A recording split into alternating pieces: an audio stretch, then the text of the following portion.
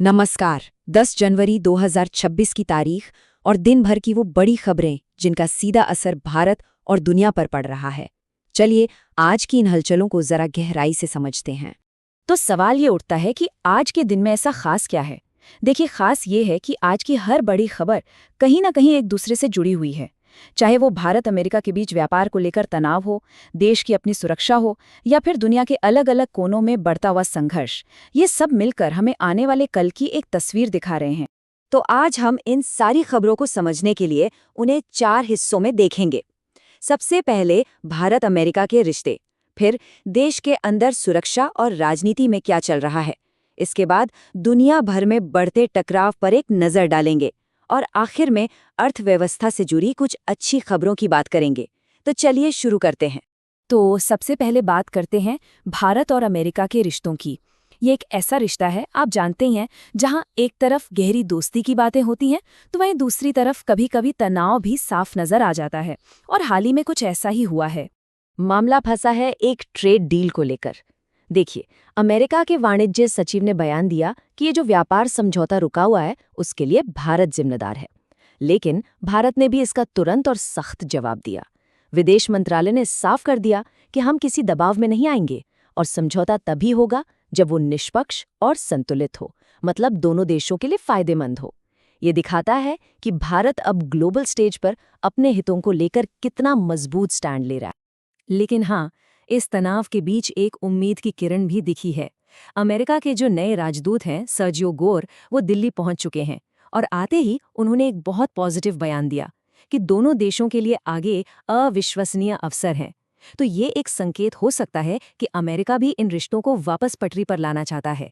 चलिए अब बाहरी दुनिया से नजर हटाकर जरा अपने देश के अंदर की बड़ी खबरों पर आते हैं, जहां सुरक्षा को लेकर बड़े कदम उठाए जा रहे हैं और राजनीतिक हलचल भी तेज है।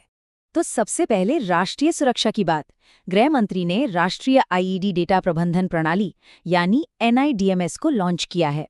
अब ये नाम सुनने में थोड़ा टेक्निकल लग सकता है, पर आसान भाषा में समझिए, ये एक ऐसा स्मार्ट डिजिटल सिस्टम है जो देश में होने वाले सभी बम धमाकों का डेटा एक ही जगह पर इकट्ठा करेगा और उसे एनालाइज करेगा।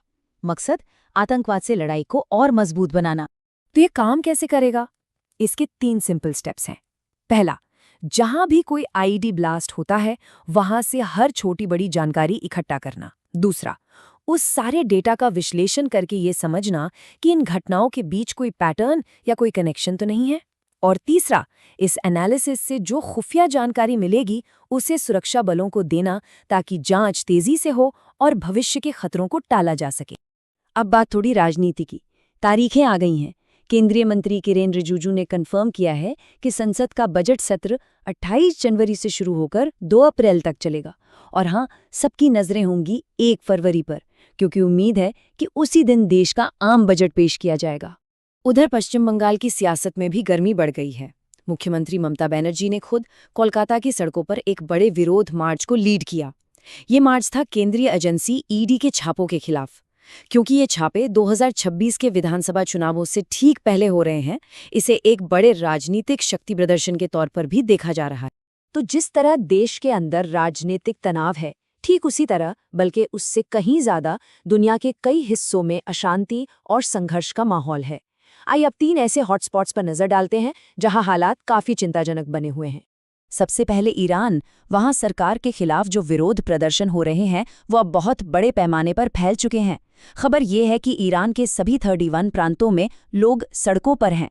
हालात इतने गंभीर हैं कि भारत सरकार ने भी अपने नागरिकों के लिए एक ट्रैवल एडवाइजरी जारी की है और सावधानी बरतने को कहा है।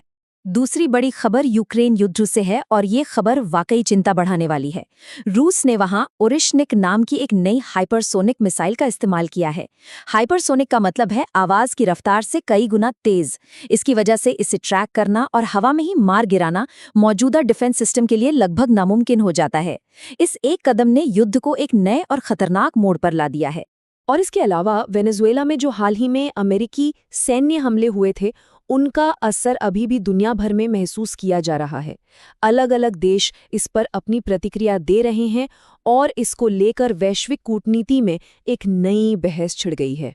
तो इन सभी अंतर्राष्ट्रीय तनावों के बीच चलिए अब वापस भारत लौटते हैं, जहां से कुछ पॉजिटिव और उत्साह बढ़ाने वाली खबरें भी हैं जो हमारी अर्थव्यवस्था और संस्कृति से जुड़ी हैं। तो आज से दिल्ली के भारत मंडपम में 53वें विश्व पुस्तक मेले की शुरुआत हो गई है। ये साहित्य और ज्ञान का एक बहुत बड़ा उत्सव है और सबसे अच्छी बात यह है कि इस बार सभी के लिए एंट्री बिल्कुल मुफ्त है। तो ये विचारों के जश्न का एक शानदार मौका है। और अंत में अर्थव्यवस्था के मोर्चे से एक बहुत ही अच्छी खबर। संयुक्त राष्ट्र यानी यूएन की एक रिपोर्ट आई है जिसके मुताबिक साल 2026 में भारत की जीडीपी विकास दर 6.6% रहने का अनुमान है।